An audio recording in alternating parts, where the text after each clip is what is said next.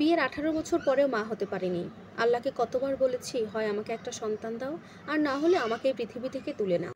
আল্লাহ যে আমার দোয়া, আমার কথা এত তাড়াতাড়ি কবুল করে নেবে, এটা আমি বুঝতে পারিনি। আমার স্বামী ছোট্ট একটা কাপড়ের দোকান আছে, সেখানেই সে কাজ করে। আমার স্বামী ছোট কাজের কারণে আমার শাশুড়ি আমার সাথে সব থেকে বেশি খারাপ ব্যবহার করে থাকে। বলতে গেলে আমাকে সহ্যই করতে পারে না। তার উপরে আমাদের বিয়ে হয়েছে 18 বছর। আমার কোলজুড়ে এখনো কোনো সন্তান আসেনি। আমার শাশুড়ি আরও দেখতে পারে না আমাকে, বলে সবসময় আমি নাকি অপয়া, তাই সন্তান জন্ম দিতে পারিনি। এভাবে দিন কাটছিল। হঠাৎ একদিন ভোরবেলা ফজরের নামাজ আদায়ের জন্য ঘুম থেকে উঠেছি। ঘর থেকে কেমন একটা কান্নার আওয়াজ শুনতে পাচ্ছিলাম, ছোট বাচ্চার। কিন্তু আমাদের বাড়িতে কোনো বাচ্চা নেই, আমাদের বাড়ির আশেপাশেও কোনো ছোট বাচ্চা নেই। তাহলে বাচ্চার আওয়াজ আসছে কোথা থেকে? কান্নার আওয়াজ শব্দ শুনে আমি ঘর থেকে বেরিয়ে আসতেই শুনতে পেলাম আমাদের বাড়ির পাশেই একটা কুয়া আছে, এই কুয়ার ওখান থেকে শব্দটা আসছিল। তাই দৌড়ে সেই কুয়ার ওখানে গেলাম।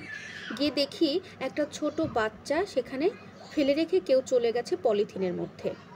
আমি বাচ্চাটার কান্না শুনে, বাচ্চাকে দেখে সাথে সাথে জোরে চিৎকার করে উঠি, এখানে একটা বাচ্চা আছে, কান্না করছে, সবাই এসো। সবাইকে খুব ডাকাডাকি করি। আমার কথা শুনে, ডাকাডাকি শুনে সবাই সেখানে পৌঁছে যায়। আমার শাশুড়ি, আমার স্বামী, পাড়া প্রতিবেশী প্রায় অনেকেই সেখানে চলে আসে। সেখান থেকেই এক প্রতিবেশী একটা পুলিশ অফিসারকে ফোন করে। খবর পাওয়ার কিছুক্ষণের মধ্যেই পুলিশটা সেখানে চলে আসে। আর পুলিশ আসার পরেই কুয়ার ভেতর থেকে সে বাচ্চাটাকে তুলে আনা হয়। বাচ্চাটাকে তোলার পরে দেখা যায় সেটা ছিল একটা মেয়ে সন্তান। মাশাল্লাহ, বাচ্চাটা দেখতে যে কি যে সুন্দর, মাশাল্লাহ মাশাল্লাহ। আমি সাথে সাথে পুলিশদেরকে বলে দিই, পুলিশ ভাই, বাচ্চাটাকে আপনারা আমাকে দিয়ে দেন, আমি ওকে বড় করে ফেলবো, আমি ওকে আমার মায়ের মতো যত্ন করে ওকে আমি মানুষ করব। সত্যি কথা বলতে, আমি আমার এই জীবনে এখনো পর্যন্ত মা হতে পারিনি। আপনারা যদি এই বাচ্চাটাকে আমাকে দিতেন, তাহলে আমার মা হওয়ার স্বাদটা পূরণ হতো। কিন্তু আমার শাশুড়ি কখনোই রাজি হলো না। সাথে সাথে আমাকে তো ধমক দিয়ে চুপ করালোই, পুলিশদেরকে বলল, না পুলিশ ভাই, আমার বৌমার মাথায় সমস্যা, ও উল্টাপাল্টা কথা বলছে, ওকেই বাচ্চা দেবেন না, আপনারা আপনাদের মতো নিয়ে যান, বাচ্চাটাকে কি করবেন সেটা করেন। কিন্তু আশেপাশের বিভিন্ন লোকজন ছিল, আমার পাড়া প্রতিবেশী, তারা বলল ও সত্যি কথাই বলছে, ওর আসলে বাচ্চা কাচ্চা হয় না, 18 বছর ধরে বিয়ে হয়েছে।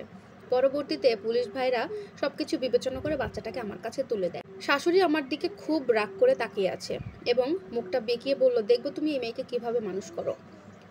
অপরপক্ষে আমার স্বামীও আমার এই বাচ্চাটাকে নিয়ে খুব একটা খুশি না, সেটা আমি বুঝতে পারলাম। তবে অনেক দিন যাওয়ার পরে তাকে বোঝাতে বোঝাতে আমার স্বামী বাচ্চাটাকে তার মেয়ে হিসেবে মানতে শুরু করে। কিন্তু আমার শাশুড়ি কোনোভাবে এটাকে মেনে নিতে পারে না। বারবার বলে, এই মেয়ে কোথায় জন্ম হয়েছে, কার জন্মানো, কেউ কিচ্ছু বলতে পারি না, আর সেই মেয়েকে তুমি তোমার মেয়ে বলে সম্বোধন করছো, আমার বংশের নাতনি বানাচ্ছ। না, আমি এটা মানতে পারবো না। আমার শাশুড়ি এটা কোনোভাবেই মানতে পারলো না। কিন্তু হঠাৎ করেই একদিন আমার মেয়েটা অসুস্থ হয়ে যায়। অসুস্থ হওয়ার পরে ওর সারা শরীরে গোটা গোটা কি যেন বের হয়ে যায়, আর সেটার কারণে ওকে হসপিটালে নেওয়া হয়। ডাক্তার দেখে বিভিন্ন ওষুধ ওষুধ খাওয়াচ্ছিলাম, বেশ কিছুদিন ভালোও যাচ্ছিল। তারপরে আবার হঠাৎ এক রাতে তার খুব গা জ্বালা পোড়া শুরু হয় এবং গা ফুলে ওঠে, বিভিন্ন গোটা গোটা উঠে ফুলে ওঠে। এর কারণে ওকে ডাক্তারের কাছে নিতে চাইলে আমার শাশুড়ি, আমার স্বামী সবাই বলে, এত রাতে নিতে হবে না, সকাল হোক, সকাল হলে নিয়ে যাব। এই কথা বলে বাসায় রেখে দেই এবং সকালে যখন হসপিটালে নিয়ে যেতে যেতেই আমার মেয়েটা মারা যায় এবং ডক্টর বলে, আপনারা আসতে বেশ দেরি করে ফেলেছেন। যখনই শুনতে পারলো মেয়েটার এই পৃথিবীতে নেই, আমার শাশুড়ি এত খুশি হলো আর আমাকে অনেক কথা শোনালো। সত্যি বলতে আমার এই জীবনে মা হওয়ার স্বাদটা আমি আর পূরণ করতে পারলাম না। জানি না কোনোদিন পারবো কিনা। আমার মতো দুঃখী মেয়ে আর যেন কেউ না হয়। প্রিয় দর্শক, এই স্টোরিটি একটি আপুর জীবনের কাহিনী, নাম প্রকাশে আগ্রহী নয়, তাই তার নামটা বললাম না। ভিডিওটি কেমন লাগলো অবশ্যই জানাবেন। আল্লাহ হাফেজ।